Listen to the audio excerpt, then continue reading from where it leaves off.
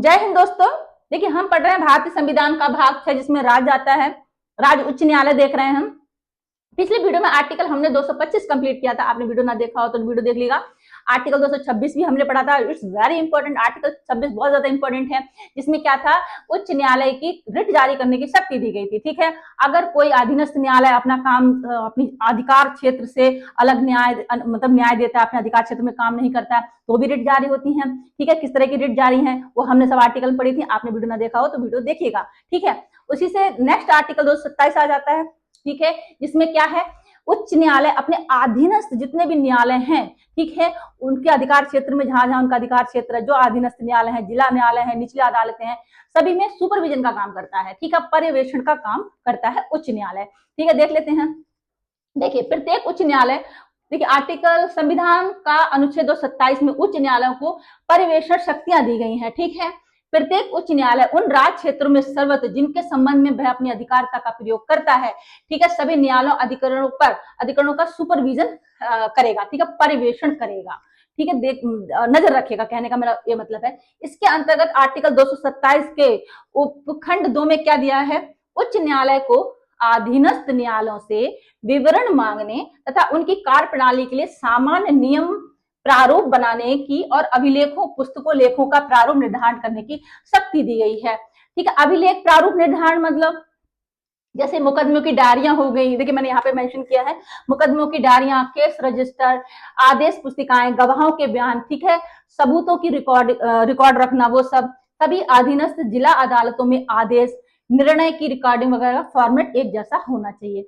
सभी जो भी निर्णय है, जितने अधीनस्थ जितने भी न्यायालय हैं, जिला न्यायालय वगैरह हैं, ठीक है, सभी के जो आदेश हैं और जो निर्णय उन्होंने दिए हैं, सभी का जो है कि उसकी जो पूरा रिकॉर्ड वगैरह रखते हैं, उसका फॉर्मेट सब एक जैसा होना चाहिए सभी अदालतों में। ठीक है, आया समझ में?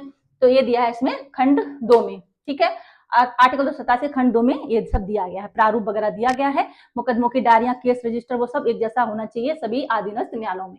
उनका प्रारूप बनाने की शक्ति आर्टिकल 227 के खंड 2 के द्वारा उच्च न्यायालय को दी गई है। आया समझ में? ठीक है, देखिए आर्टिकल 227 का खंड 3 में क्या है, उच्च न्यायालय अधिवक्ताओं, अटॉर्नियों एवं लिपिकों की फीस की सारणियां निर्धारित करता है।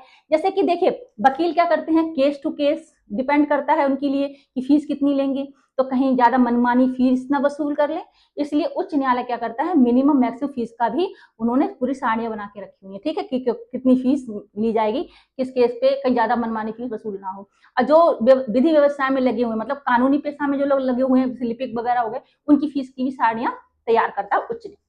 ठीक है, फीस सारणी निर्धारित करना, वकीलों द्वारा मुकदमों में ली जाने वाली फीस, अधिकतम तथा न्यूनतम फीस का निर्धारण, प्रक्रिया कार्य करने वाले लिपिक, मुंशी, नोटरी जो भी हो गए, ठीक है, उनकी भी फीस की संरचना उच्च न्यायालय तय करता है। ठीक है, इतना है समझ में। आर्टिकल के 227 के खंड 3 में ये सब दिया हुआ है।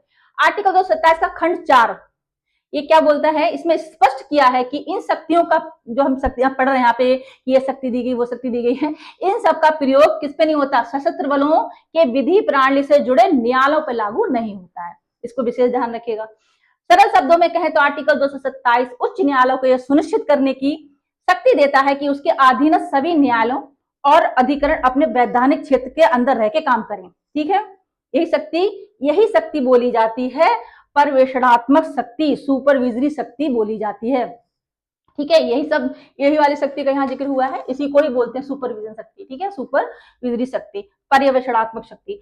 सुप्रीम कोर्ट ने कहा है कि आर्टिकल 227 के तहत उच्च न्यायालय को केवल अधीनस्थ अदालतों के कामकाज पर नजर रखने का अधिकार है। ठीक है, इसके लिए वह खुद अपीलीय न्यायालय नहीं बन सकता, इसके द्वारा अपील नहीं की जाती। आर्टिकल 226 पढ़ा था हमने, ठीक है, उसके द्वारा अपील होती है, लेकिन इस आर्टिकल में क्या है, सिर्फ नजर रखा जाएगा।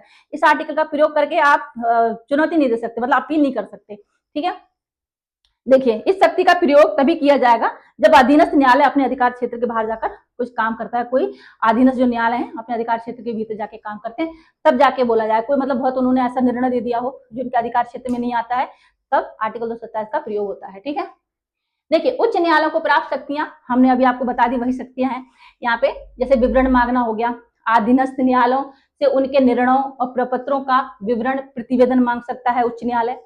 ठीक है, नियम प्रारूप बनाना, अधीनस्थ न्यायालयों के कामकाज के लिए नियम बनाना, ठीक है। प्रक्रिया तय करना, जैसे किसी न्यायालय की अपील या दाखिलाओं का प्रारूप निर्धारण करना, ठीक है, उसका फॉर्मेट वगैरह निर्धारण करना, अभिलेख प्रारूप निर्धारण, जैसे मैंने बताया आपको मुकदमों की डायरियां, ठीक है, और केस रजिस्टर, आदेश, निर्णय, ठीक है, पुस्तिकाएं, गवाहों के बयान हो गए, सबूतों के रिकॉर्ड हो गए आदि का प्रपत्र तय करना, ठीक है।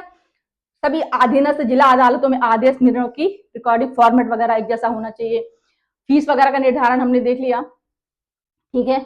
और उच्च न्यायालय द्वारा निर्धारित नियमावली या फीस, ये वाले इंपॉर्टेंट है, फिर से अच्छे से समझिए इसको।